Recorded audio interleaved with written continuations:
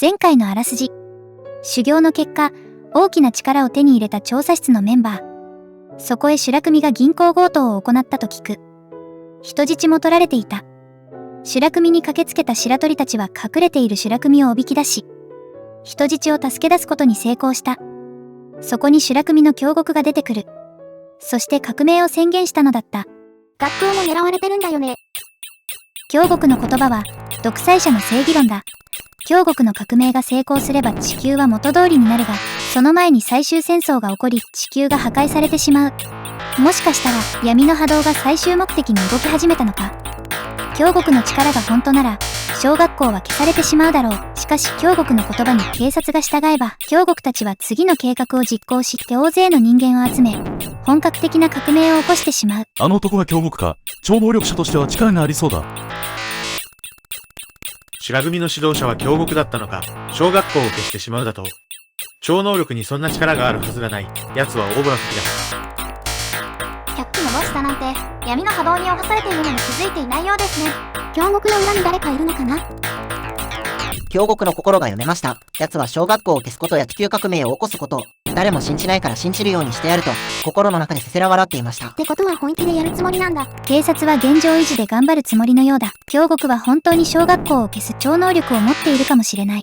誰も超能力で小学校が消せるなど、信用する人はいないはずだ。とりあえず千田小学校には、全員避難するように伝えました。まあ、その方がいいよね。村上さん、川村さんの超能力で分かったのですが、京極は小学校を消す前に何かやりそうです。警戒を厳重にしていた方がいいですよ。村上さん、警察は地球革命をどう思っているのですか？京極たちは本気で計画していますよ。地球革命だと、奴らに何ができる？たとえ超能力で警察に勝てても、日本には自衛隊がある。世界中の軍隊を相手に戦うというのか。まあいくら、何でも実用で抑え込める気もするけど。もし闇の波動に侵された者が自衛隊や政府首脳部にいたら、京極たちの計画は成功します。これからは警察も含め、おかしな動きがあれば注意しなければ危険です。室長、村上刑事、危険です。警官を撤退させてください。横断盾が散らばり、警官が大勢血を流した光景が予知夢のように見えています。まずくない？島田さんの予知能力ですか？白鳥さん、私は指揮所に行ってきます。間に合うかな？村上刑事が上司をうまく口説いて、警官を撤退させてくれればいいが、島田の予知能力が動いた。警官が大勢殺されると言っているが、どうすることもできない。何かが起ころうとしている。きっと京極たちが超能力で警官を殺そうとしているのか。白組ビルの入り口に面した機動隊の盾が大きく揺らいだ。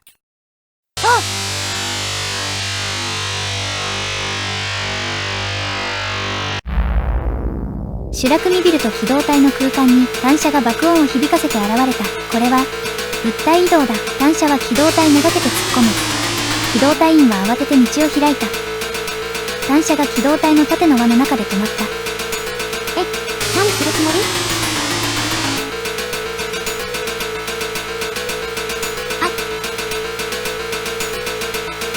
黒革のつなぎを着た男がポケットから鉄の塊のようなものを取り出し口に当てた。その時、男がにやりと笑った。男の手にあった黒い塊を機動隊の輪の中に次々と投げ入れた。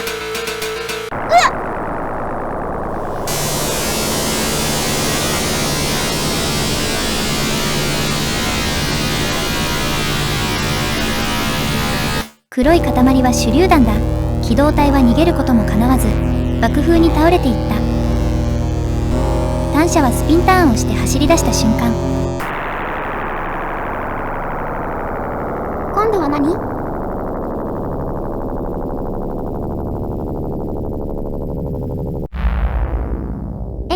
逃げた？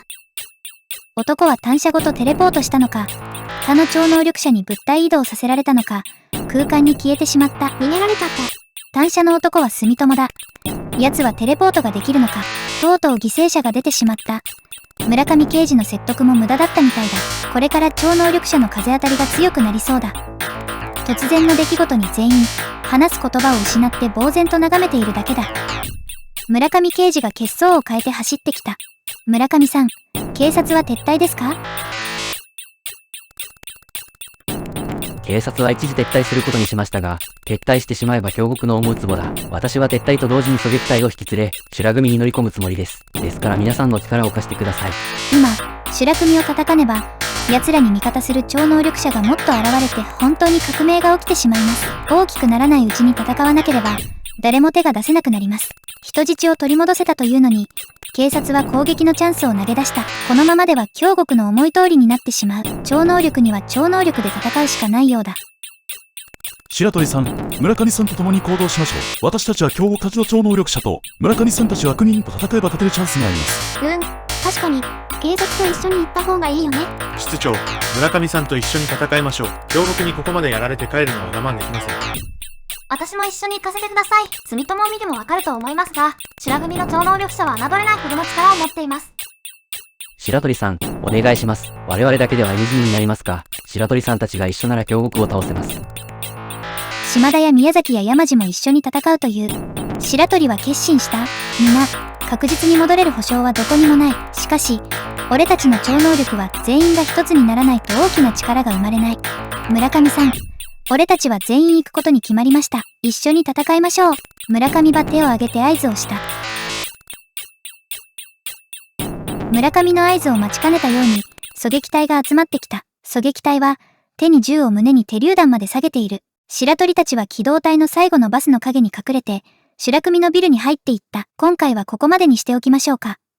いや、いよいよ突入だけど、大丈夫かな？待ち構えてる形なのが怖いですね。それでは次の動画でまたお会いしましょう。またね。